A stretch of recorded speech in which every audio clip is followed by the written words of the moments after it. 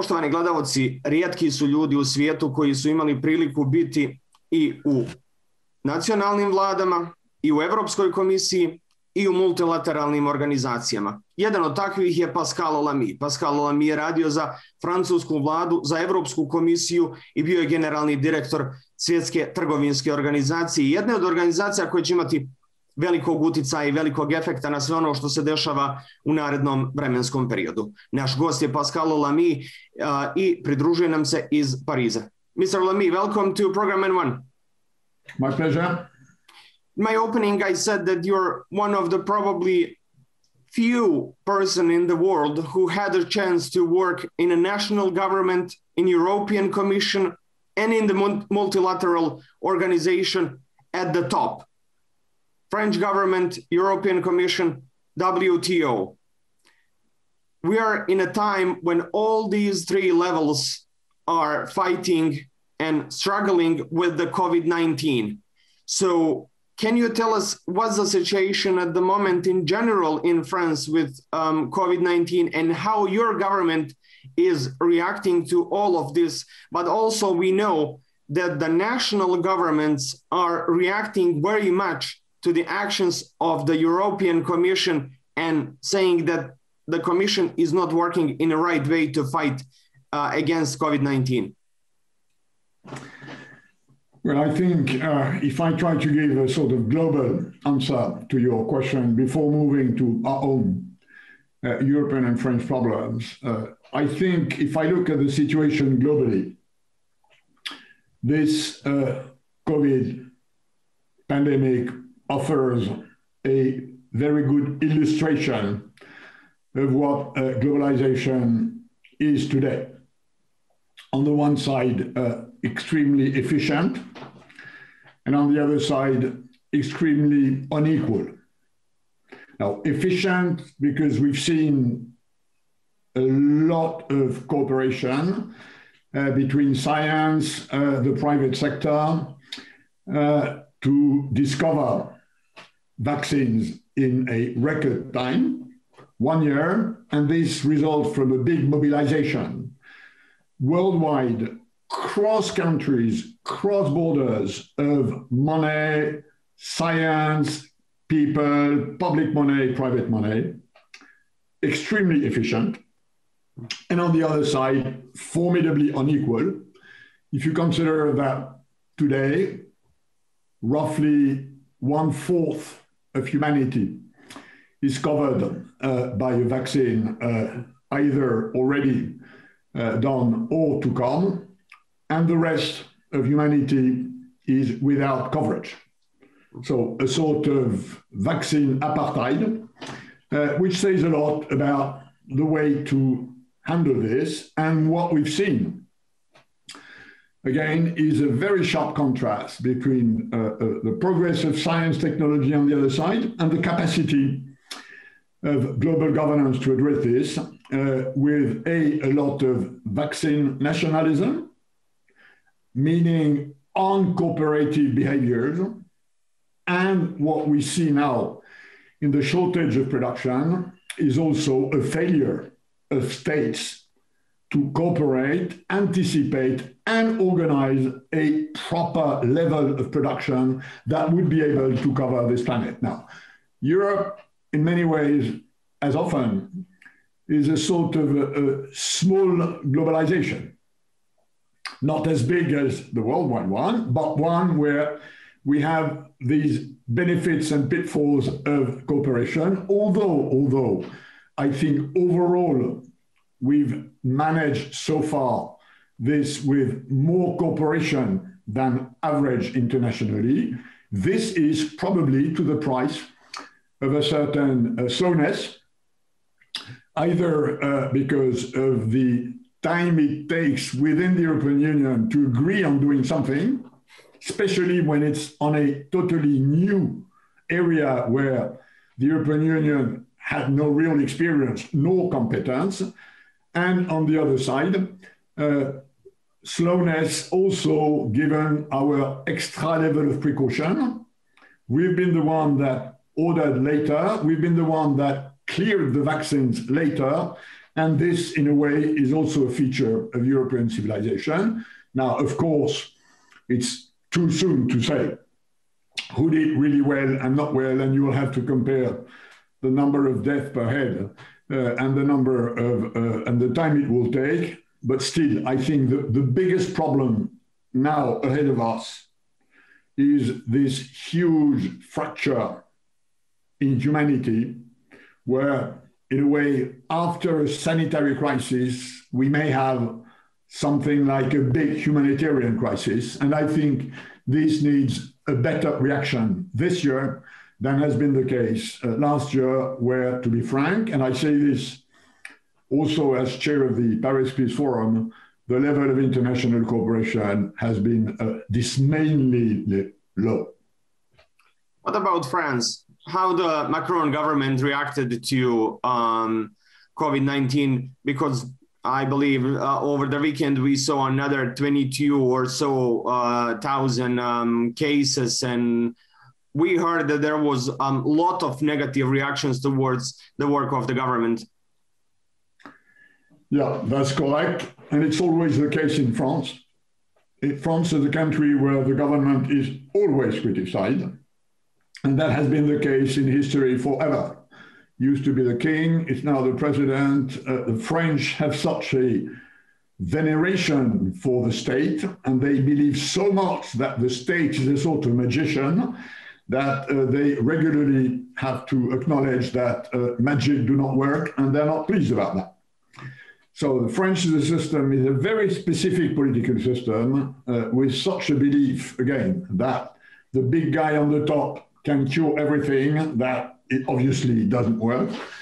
Now, if you look at France within Europe or within the sort of Western world, France has been doing average in terms of death per population.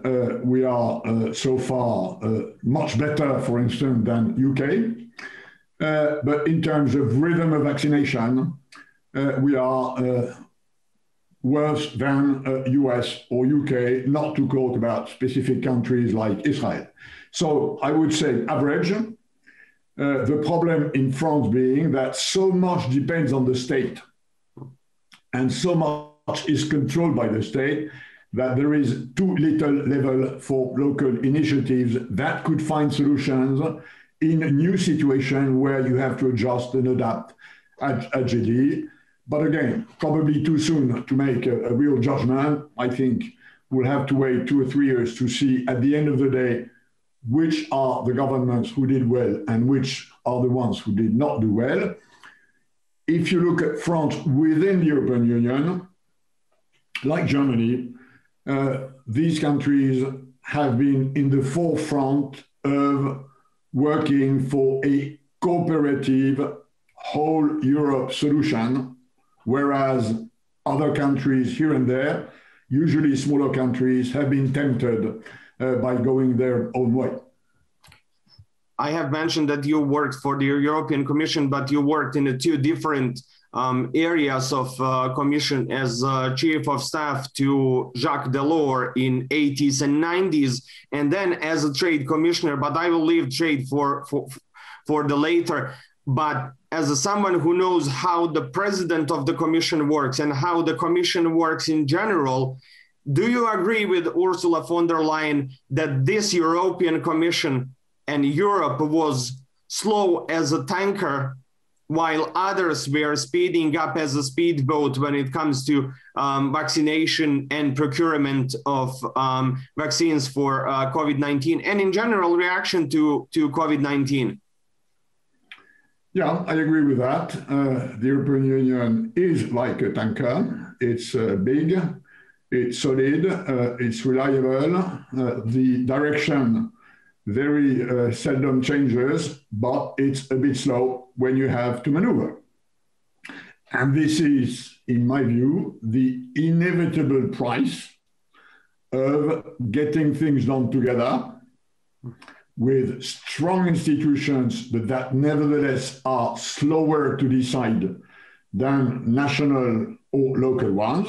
And this is a law of power the bigger the system, the slower the power. And you can expand that to the global picture and to international cooperation generally, plus the fact that we, as Europeans, and for a number of reasons which have to do with our civilizational identity, we are more precautionary than elsewhere.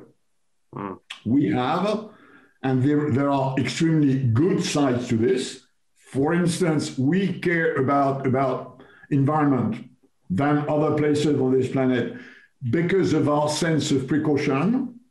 But true, this sense of precaution probably explains why, for instance, vaccines within the European Union have been authorized and cleared at least 1, 2, 3 months later than elsewhere, which, of course, in the case of a pandemic, which has a sort of exponential function of dissemination of the virus, a few weeks or a few months may make a big difference.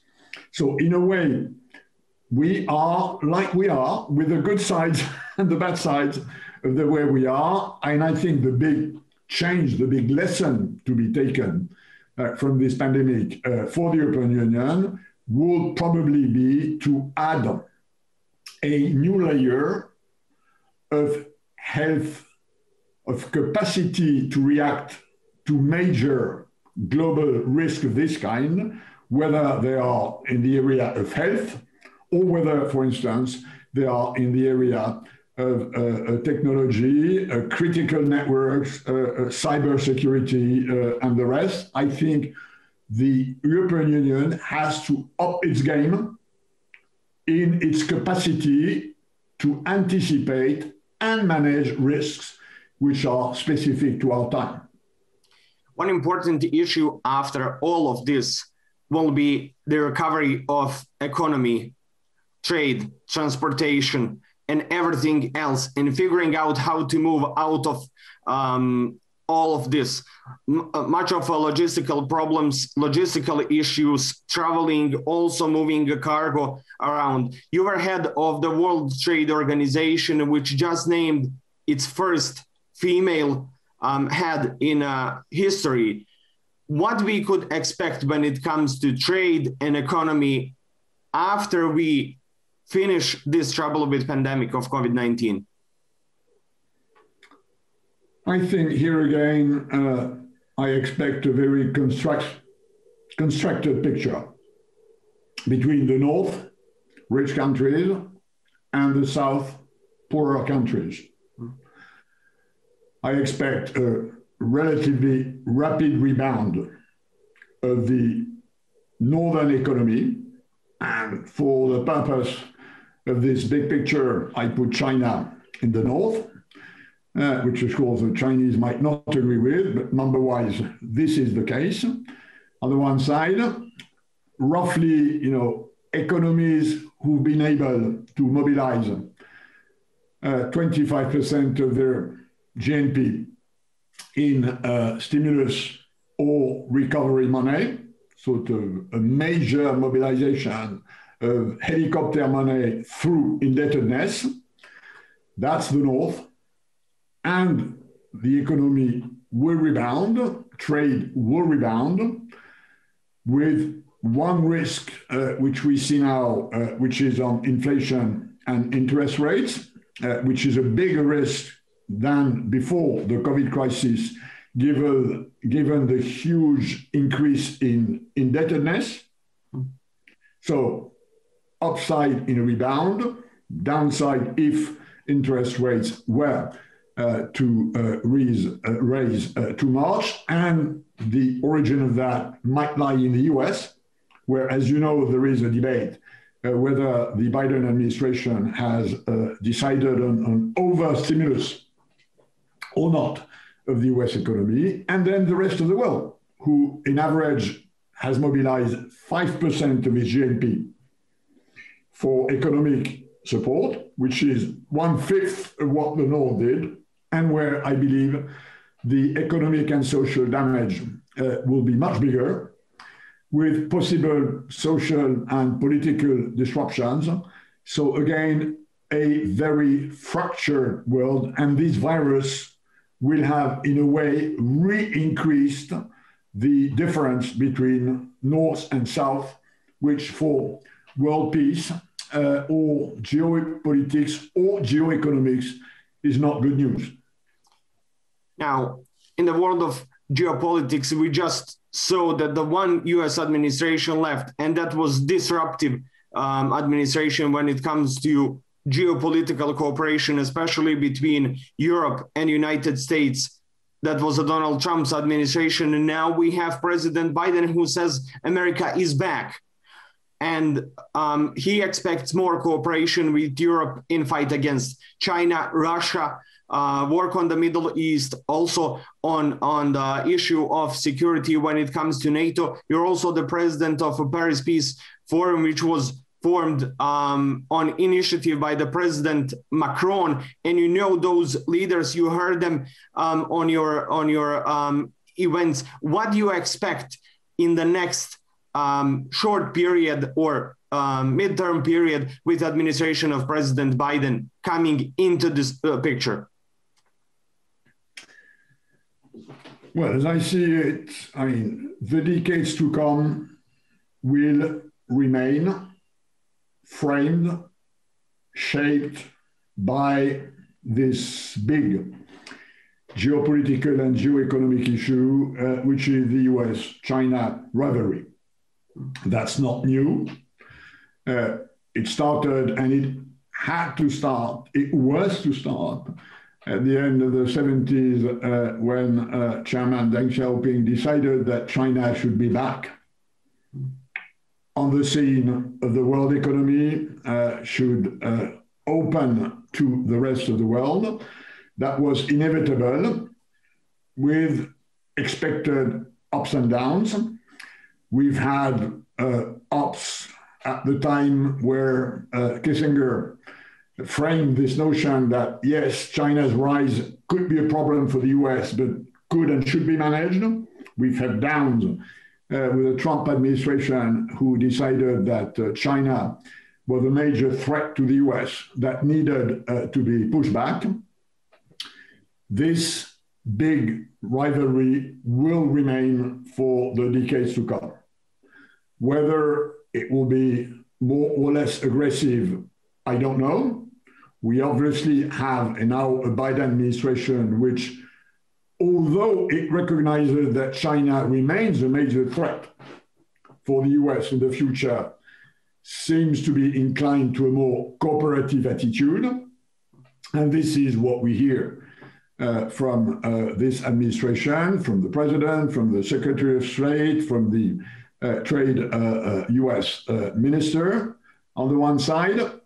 On the other side, this clearly creates a challenge for the rest of the world, and notably for Europe, which will have to find its way to navigate in these troubled waters, somewhere in between the US and China, somewhere, in my view, not meaning in equidistance from US and China. We obviously, we Europeans have a much closer ideological, value-based communality with the US, although we do not share the same notion that human happiness has to do with social welfare, and this is a big difference we have. But to the difference of the US, we have no option to decouple the European economy from the Chinese one. So on the one side, we are nearer to the US ideologically, politically, for reasons of philosophy and values. On the other side, we are nearer to China in that our economy still needs the Chinese market to grow more than it would with our own resources only. So this is the big picture. Of course, it's challenging. I personally believe that there are ways to address this, but this is still to come. And this pandemic will probably have increased the US-China rivalry. And we see that in China clearly trying to convince the rest of the world that China, because of the Chinese system, has done better than the rest, which again remains to be seen. I think this is too soon to judge. In the area of that challenge, we will have several other elements which could play to both sides. The one is United Kingdom out of European Union as a sole nation now and a player on geopolitical scene. Also, the change on the European side could be that Mrs. Merkel is announced that she will be gone by the end of this year, probably in September. Also, the next year we will have elections in France. How those elements can influence this bigger picture when it comes to the fight between United States and China? Well, starting with Germany, which is the biggest shaping factor, we said a few minutes ago that EU was a big oil tanker. Germany is a mid-sized oil tanker. It is stable, reliable, big, doesn't change direction. And I don't expect, given the tradition in the German political system, in German institutions, in their electoral system, Germany is not prone to big swings. So I do not expect a post-Merkel era to be significantly different from a Merkel era. Now, coming to the second shaping factor with is France, there is more of a question because given our presidential system, at the end of the day, you have to choose between two candidates who may have much more different options to offer to the French than, for instance, a parliamentary system like the one we have in Germany or in Spain or in Italy or in Belgium. So the odds of a change in France are higher than they are in Germany, although, in my view, the probability at this stage, even if it's not 100% probability, and maybe not even a 60% probability, the probability is that we will remain with a relatively moderate government, not switching to the extreme right or to the extreme left. As far as Brexit is concerned, Brexit will be an irritant in EU politics for the next 10 or 15 years to come. It was inevitably going to be a big problem. I became sort of famous in the British media by saying the day after the referendum that taking the UK out of the European Union was like trying to get an egg out of an omelette. It does not work. And no Nobel Prize has ever found in physics the way to take an egg out of an omelette. So it always was to be a problem. It will be a problem. There will be a competition, an economic competition between the UK, who will want to prove that they do better outside of the European Union, and the continent, who will want to prove that we do better collectively than the UK. It's a sort of lab test of whether or not moving forward in a cooperative, solidary, and united way on the continent is the right way to cope with the big challenges of the 21st century. I think the jury will be out, but expect problems inevitably to surface time after time, and of course to be politicized, probably more on the UK side than on the continent, because, I mean, Brexit is not a big issue in the politics of continental countries, whereas it will remain a big issue, which will in a way haunt the British political system for, again, the 1 or 2 decades to come. Now, I said that you're the lower commission chief of staff, and the lower commission was for the better part of the war in Western Balkans in a power until 1994.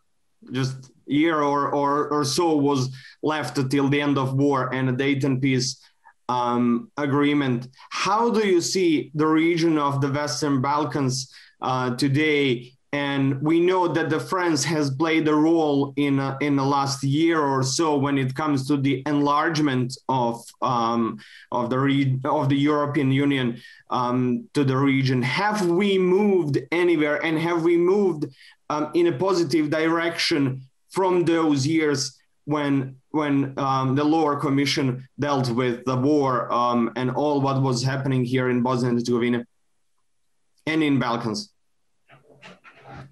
Well, first, seen from Jacques Delors' point of view, and we still have discussions together about that, the Balkan Wars were, for him, a drama about Europe. His view is that, for a variety of reasons, we at the time failed to prevent atrocities which took place on the soil of the European continent, whereas, as we all know, the big dream of the founding fathers of the European Union was peace among us, no more of what we've seen for centuries. So it's certainly in the memory of Delors, in the judgment of this period, is the sort of black spot, whereas at the time, the European Union, with the internal market, with the creation of the euro, with a number of progress in integration, did rather well. Now, has the situation changed? Yes and no. Yes, because the EU, I believe, remains a magnet for the European civilization and the sort of very DeLorean balance between economic, social, environmental sustainability, human rights, democracy. And this is something which I think most opinions in Balkan countries are still aiming at. And this is, in my view, a good thing. It may help a number of transformations to go in what we Europeans believe is the right direction.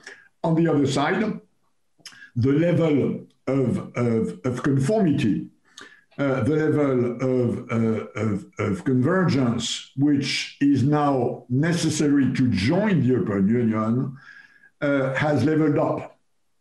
The European Union is a sort of moving animal. And as it integrates more, and this pandemic will lead to more European integration, the distance you have to cross in order to match European standards is increasing.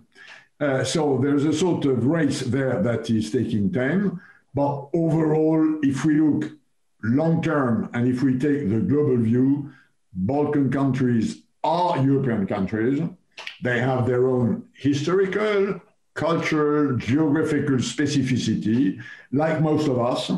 And I think long-term, whatever shape it takes institutionally, this region will join the rest of Europe geo-economically, geopolitically, and of course, with a sort of democratic coefficient, which still is, at least in the eyes of continental Europeans, a problem.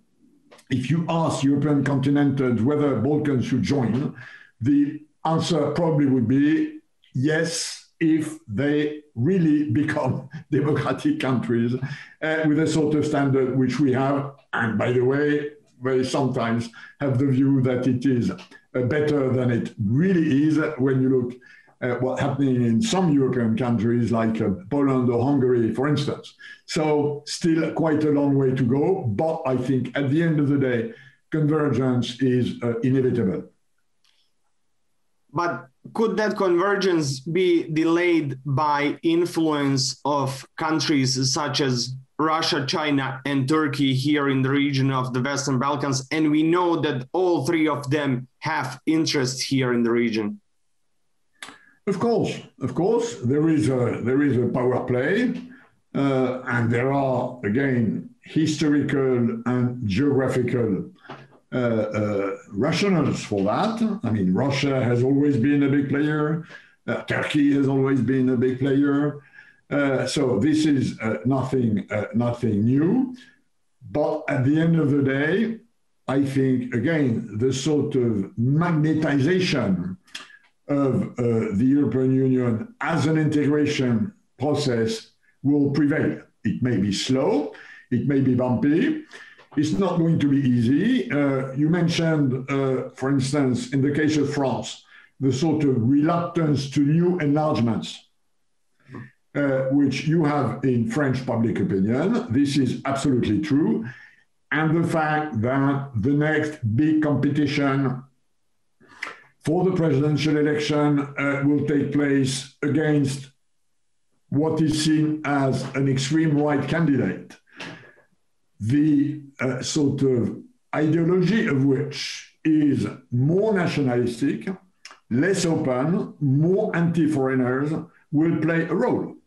If I am Mr. Macron, and I believe I will have to face Madame Le Pen, who's the extreme right candidate in the next French election, I will be careful not to provide her with arguments that this European Union is again too weak vis-à-vis foreigners, and notably vis-à-vis Muslim people. So this is a domestic coefficient which also influences this sort of trajectory as much as the attitude of China, Russia, Turkey, who will want, as usual, to divide and rule as much as they can. And this is something which the European Union has to know how to cope with. Let me ask you this for the end of this interview. It's again, French-related question, but a couple of days ago, we saw the judgment in case of Mr. Sarkozy, and everybody here was surprised, and they say, oh, if that can happen in France, that the former president or president is sentenced to jail, it could also happen here in the countries like our countries in the Western Balkans. But what was the reaction of the French society to the fact that the former president is sentenced to jail, even if he's still not completely guilty, because he says that he will go to appeal? Well, I was one of the founders of Transparency International, which is the big multinational global NGO against corruption. I was one of the founders of the French chapter in the 1990s.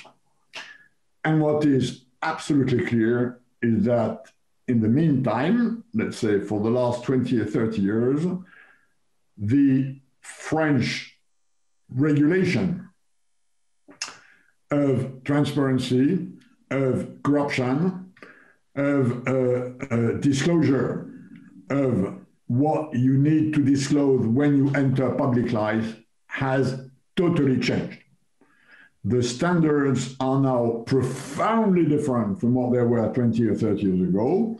France was not a corrupted country generally, but there were habits and systems in the political system, like in many other countries, who justified that being in power would give you advantages and capacities which others would not have, and this has changed.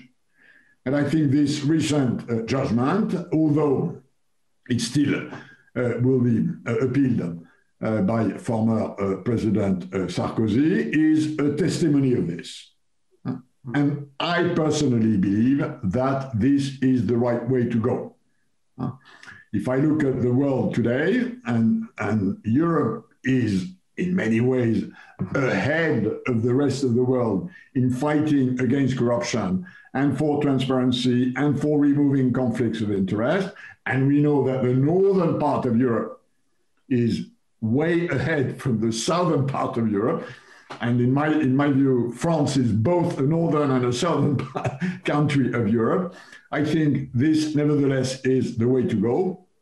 So expect more of that in the future.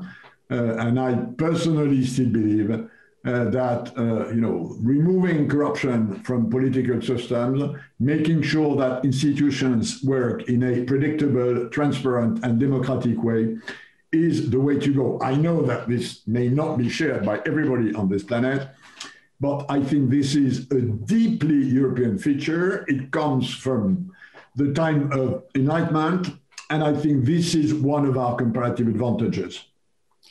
Mr. Lamy, thank you so very much for this interview. It was a pleasure. Thanks very much. Pleasure on my side also. Poštovani gledalci, bio je ovo ekskluzivni intervju sa Pascalom Lamyjem, bivšim šefom Svjetske trgovinske organizacije, bivšim evropskim komesarom za trgovinu. Razgovarali smo o trenutno najaktuelnijim temama. Ostanite i dalje uz program N1. Doviđenja.